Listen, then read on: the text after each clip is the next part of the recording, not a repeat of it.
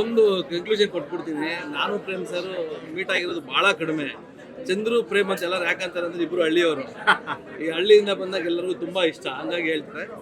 ನಿಜವಾಗ್ಲೂ ಈ ಥರ ಸಿನಿಮಾಗಳು ಮಾಡೋಕ್ಕೆ ತುಂಬ ಗುಂಡಿಗೆ ಬೇಕು. ಅದನ್ನೇ ಹೇಳ್ತಿದ್ದೆ. ಈಗ ನಾವು 2.5 ಅವರ್ ಸಿನಿಮಾ ಏನೇ ನೋಡ್ಬೋದು. ಆ ಒಂದು ದೊಡ್ಡ ಒಂದು ದೃಶ್ಯ ಕಾವ್ಯನ ಕಟ್ಕೊಟ್ಟಿದ್ದಾರಲ್ಲ, ನಾಟ್ ಈಸಿ. ಯಾಕಂದರೆ ನನಗೂ ಗೊತ್ತಿದೆ ಅದನ್ನು ಯಾವ ರೀತಿ ಈ ಥರದ ವಿಜುವಲ್ಸ್ ಎಲ್ಲ ಕಟ್ಕೊಡೋದಕ್ಕೆ ಎಷ್ಟು ಶ್ರಮ ಇದೆ ಅಂತ. ಈ ಸಿನಿಮಾದಲ್ಲಿ ನಿಜವಾಗ್ಲೂ ಪ್ರತಿಯೊಬ್ಬ ಕನ್ನಡಿಗರು ಕೂಡ ಯಾರು ಬಿಡಬಾರ್ದು. ಈ ಸಿನಿಮಾ ನಮ್ಮ ಕನ್ನಡದ ಒಂದು ಹೆಮ್ಮೆ ಅಂತ ಅನ್ಬೋದು.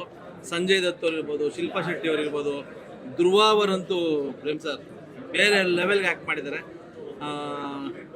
ಮಾತುಗಳಲ್ಲಿ ಹೇಳಕ್ಕೆ ನಿಜಕ್ಕೂ ಬರ್ತಾ ಇಲ್ಲ. ಮತ್ತು ನಮ್ಮ KVN ಅವರು, ಸುಪ್ರೀತ್ ಅವರು, ಇದೆಲ್ಲ ಒಂದು ಟೀಮ್. ಈ ಥರದ ಸಿನಿಮಾಗಳು ಮಾಡಬೇಕು ಅಂತಂದರೆ ತುಂಬ ತಾಕತ್ ಬೇಕು ಬಿಡಿ. ಇದು ನಾವು ಅಂದ್ಕೊಂಡಷ್ಟು ಈಸಿ ಅಲ್ಲ. ಆ ಸೆಟ್ಸು, ಆ ರೆಟ್ರೋ ಕ್ರಿಯೇಷನ್ನು, ಪ್ರೇಮ್ ಸರ್ ನಿಜವಾಗ್ಲೂ ಅದೆಷ್ಟು ಎಫರ್ಟ್ ಹಾಕಿದ್ರು. ನಿಮ್ಗೆ ಆಲ್ ದಿ ಬೆಸ್ಟ್. ಈ ಸಿನಿಮಾ ಪ್ರತಿಯೊಬ್ಬರು ಮಿಸ್ ಮಾಡದೆ ನೋಡಿ. ಇದು ಕನ್ನಡಿಗರ ಗೆಲುವು. ಇದು ಕನ್ನಡಿಗರ ಸಿನಿಮಾ. ಒಬ್ಬ ಹೆಮ್ಮೆಯ ಹಳ್ಳಿಯ ರೈತನ ಮಗ ಇಷ್ಟೊಂದು ದೊಡ್ಡ ಒಂದು ಏನದು ಒಂದು ವಿಜುವಲ್ ಕ್ರಿಯೇಟ್ ಮಾಡಿಕೊಟ್ಟಿದ್ದಾರೆ. ಪ್ರತಿಯೊಬ್ಬರು ಮಿಸ್ ಮಾಡದೆ ನೋಡಿ. ಪಾರ್ಟ್ 2ಗೆ ಕಾಯ್ತಾ ಇದ್ದೀನಿ. Prem sir, Sudeep sir entry amazing.